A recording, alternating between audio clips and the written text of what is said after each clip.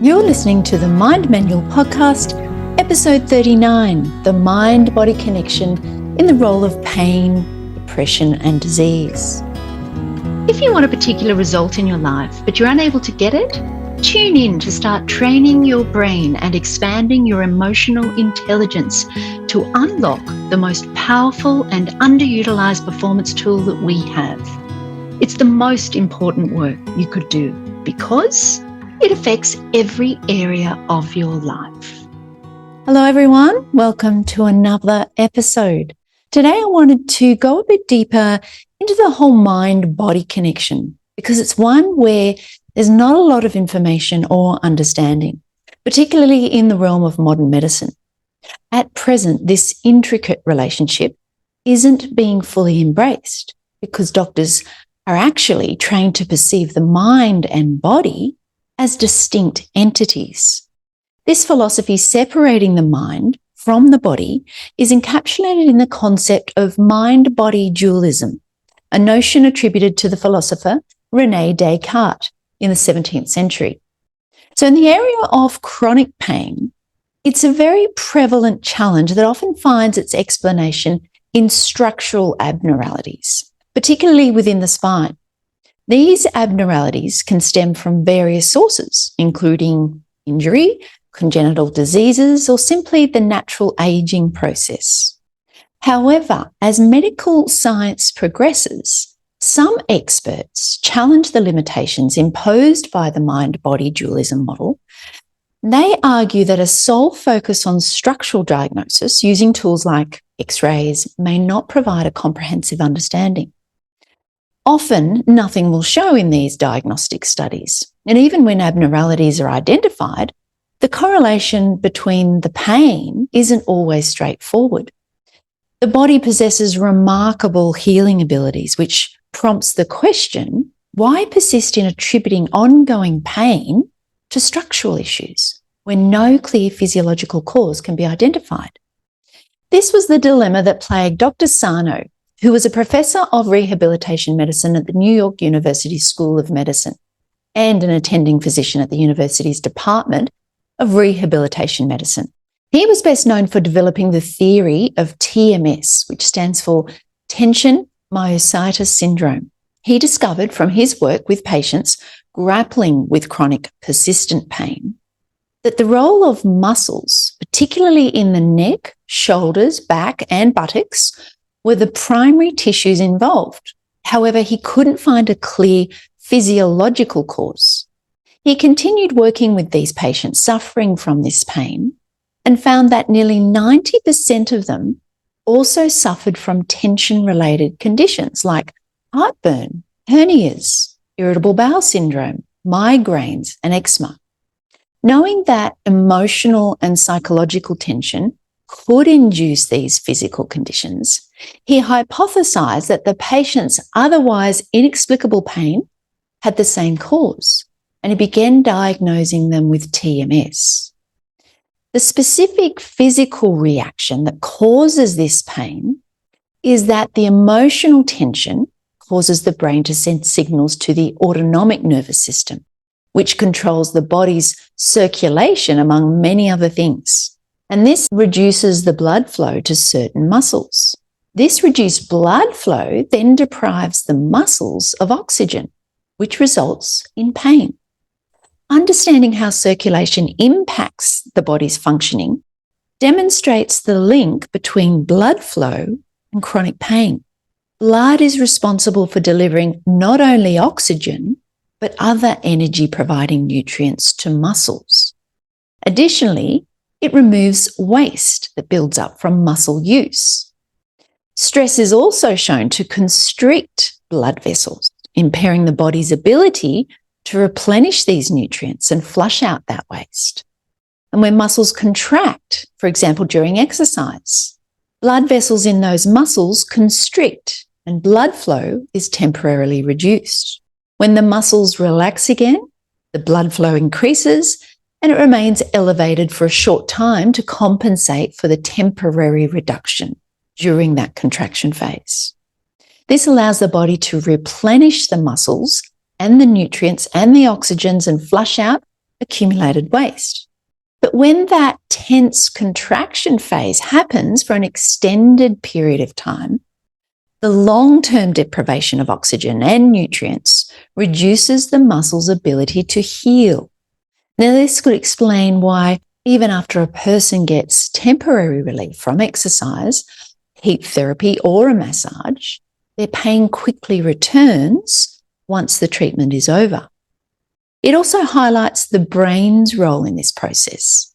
Without the brain's commands to the autonomic nervous system to increase blood flow, any increased blood flow will be short-lived. Once treatment is over, the stressed brain will unconsciously signal to the body to reduce that blood flow again. So as our understanding of this mind-body interaction unfolds, the focus shifts to psychosomatic conditions, where the mind's impact on the body becomes evident. This terminology, however, carries negative connotations, leading to debates amongst experts, and some will argue that all physical ailments, not just those related to chronic pain, are intertwined with the mind. Delving deeper into these intricacies, it unravels the link between blood flow and chronic pain. Chronic pain not only impacts physical health, but also mental well-being, which has been shown to correlate with reduced blood flow to muscles. Stress, a common factor in contemporary life, plays a role in constricting these blood vessels, hindering the body's ability to nourish muscles and flush out waste. So the story takes a turn towards the manifestation of emotions as physical symptoms. Freudian psychoanalytic theory contributes a profound insight.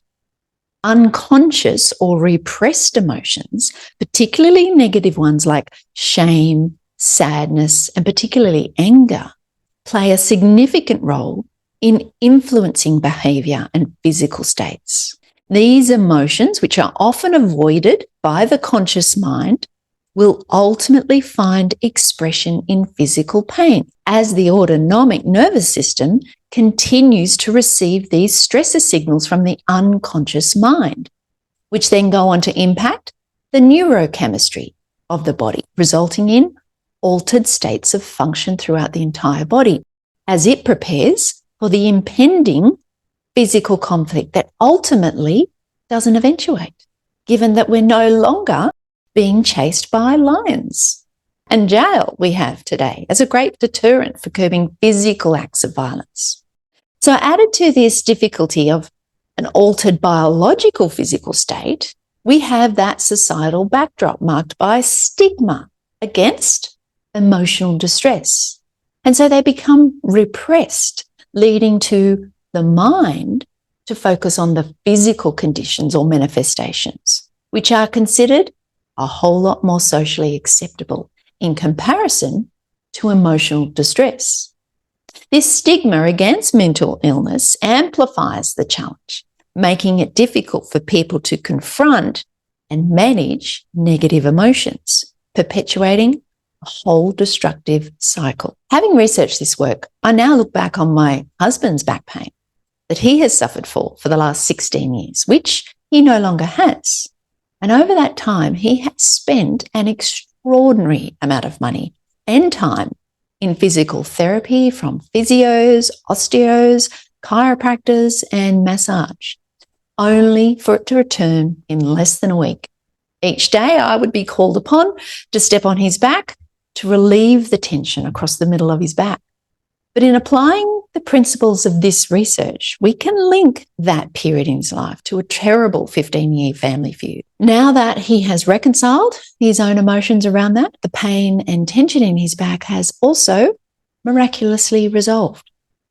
Moving on to depression. Interestingly enough, in 2022, there were 3 comprehensive research reviews conducted about the neurobiology of depression. These reviews go against what the general public have routinely heard from psychiatry authorities, that depression is a brain disease which is caused by 1, specific brain abnormalities revealed by neuroimaging, 2, by neurotransmitter chemical defects, most commonly a serotonin chemical imbalance, And 3, identifiable genetic defects resulting in increased vulnerability to psychological social stresses. The most powerful evidence was the review published in the journal Neuron and co-authored by Raymond Dolan and the University College of London, who is considered to be one of the most influential neuroscientists in the world. After reviewing more than 16,000 neurobiological articles published during the last 30 years, Dolan concluded that it remains difficult to refute that psychiatry's most fundamental characteristic is its ignorance. Casting a cold eye on the psychiatric neuroimaging literature invites a conclusion that despite 30 years of intense research and considerable technological advances, this enterprise has not delivered a neurobiological account, that is, a mechanistic explanation for any psychiatric disorder, nor has it provided a credible imaging-based biomarker of clinical utility. The second review was conducted by Professor Peter Sterling of Neuroscience at the School of Medicine, University of Pennsylvania, titled "A Neuroscientist Evaluates the Standard Biological Model of Depression." Sterling cites 44 journal publications and summarizes 4 key findings. 1, that neuroimaging does not identify brain abnormalities in depressed individuals. 2, genome-wide association studies identify hundreds of variants of small effect, but these do not identify a depressed person. He notes that a great hope for the Human Genome Project, conducted in 2003, was to identify key genetic variants that cause mental disorders. However, no such genetic variants have been identified. And in 2021 investigation, Sterling reviewed, which was published in the Journal of Affective Disorders, it included 5,872 cases and over 43,000 controls, which examined over 22,000 gene variants. The authors reported that the study fails to identify genes influencing the probability of developing a mood disorder, and no gene or gene set produced a statistically significant result. The third finding, he commented, was that the chemical imbalance theory of depression has failed for want of evidence, therefore depriving antidepressant drugs of a neuroscientific rationale, and that for depression, while weakly predicted by any biomarker, is strongly predicted by childhood trauma and chronic social stress. The third review was published in the journal Molecular Psychiatry and co-authored by psychiatrist Joanna Moncrief at the University College London, and is also a co-chairperson at the Critical Psychiatry Network. Moncrief and her co-researchers examined hundreds of different types of studies that attempted to detect a relationship between depression and serotonin, and concluded that there is no evidence of a link between low levels of serotonin and depression, stating, "We suggest it is time to acknowledge that the serotonin theory of depression is not empirically substantiated." Psychiatrist Thomas Insel, director of NIMH, which stands for the National Institute of Mental Health, from 2002 to 2015, he acknowledged in 2017 that "I have spent 13 years at NIMH really pushing on the neuroscience and the genetics of mental disorders. And when I look back on that, I realized that while I think I succeeded at getting lots of really cool papers published by cool scientists at fairly large costs, I think $20 billion, I don't think we moved the needle in reducing suicide, reducing hospitalizations, improving recovery for tens of millions of people who have mental illness."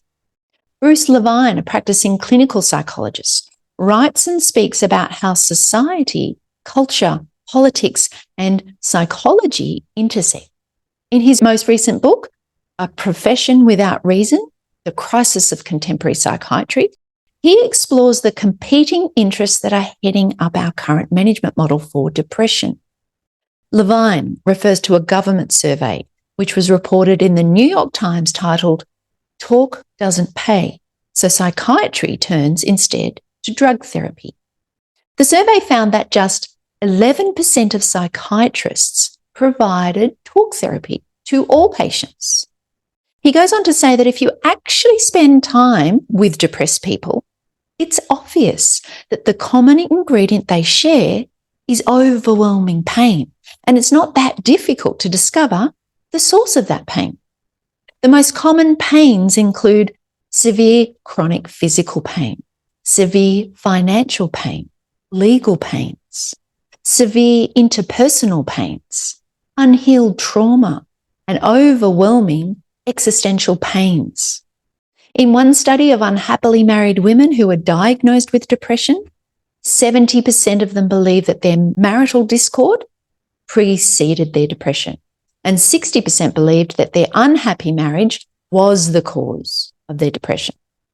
Yet rather than focusing on these variables, there is a stacked deck of competing interests from large players to focus on biochemical electrical causality and ignore the scientific realities.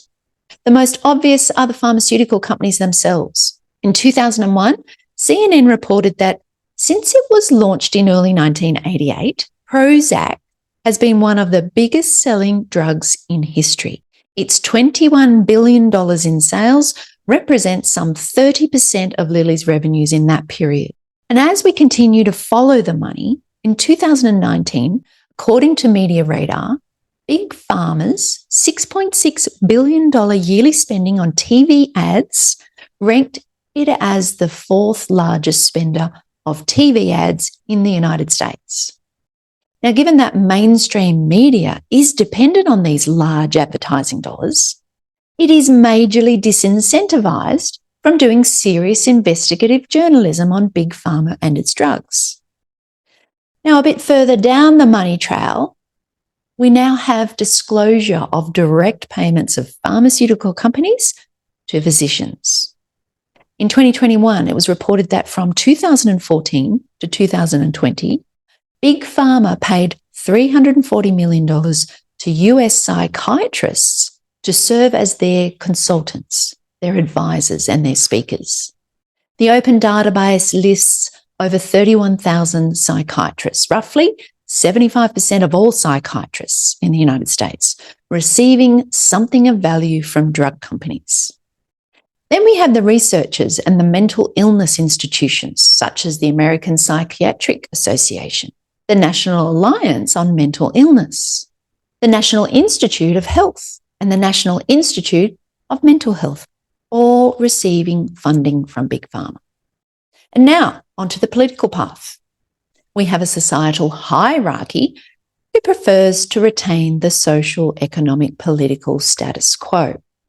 Now, they know that if the population believes its mental health is due to neurobiological defects, rather than its emotional suffering caused by social, economic, political factors, then the former belief system will be much more powerful and less expensive way of maintaining the status quo than a heavily armed police force.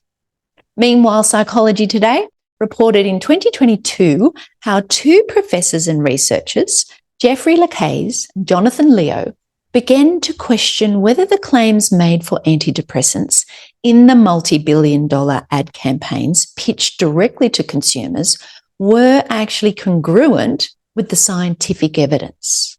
They found repeated evidence that the US FDA had approved the marketing of antidepressants with two phrases still heavily expressing what was wished for or imagined, which were that depression may be due to a serotonin deficiency and that their efficacy modestly outcompeted the placebo, which was presumed to be linked to potential serotonin activity.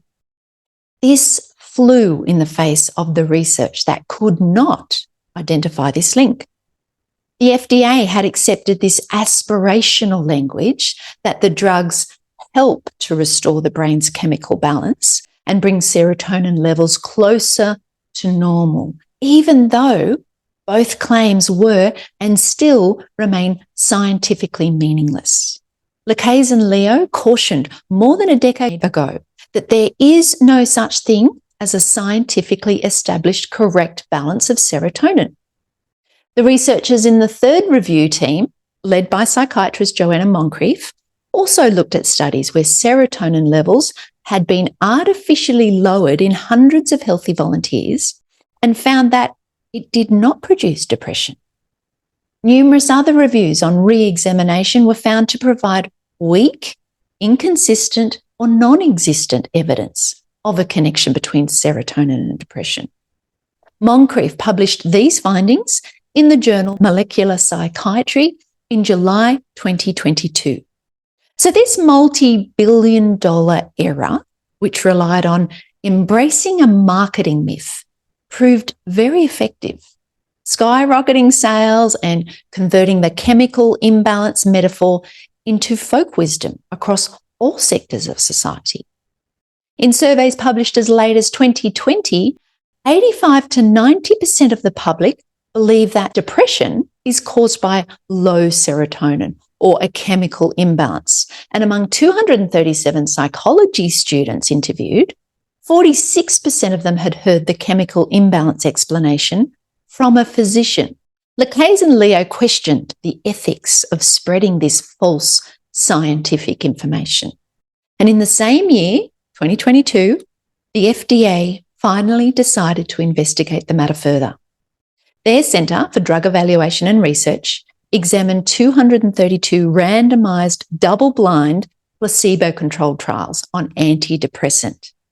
Now, these trials were submitted by the drug companies themselves to the FDA between 1979 and 2016, and they comprised of over 73,000 adult and child participants. These clinical trials are usually short-term in nature, of around 6 weeks, and what they found was that only 15%, that's 15% of participants have a substantial antidepressant effect beyond a placebo effect. And in the long-term outcome studies, they were much worse. A study of over 3,200 subjects over a 9-year period showed that antidepressant users had significantly more severe symptoms than those individuals not using antidepressants.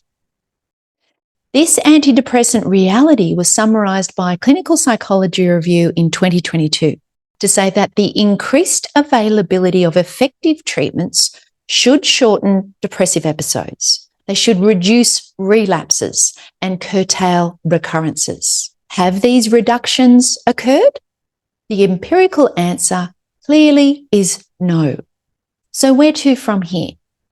Apart from the research findings and the effects of stressful life events having a strong effect on people's risk of becoming depressed, more recently there has been a Harvard-led analysis published in the September 2023 issue of JAMA Network Open, which assessed the eating habits and mental health status of more than 21,000 women aged between 42 and 62, taking part in a long-running nurses' health study.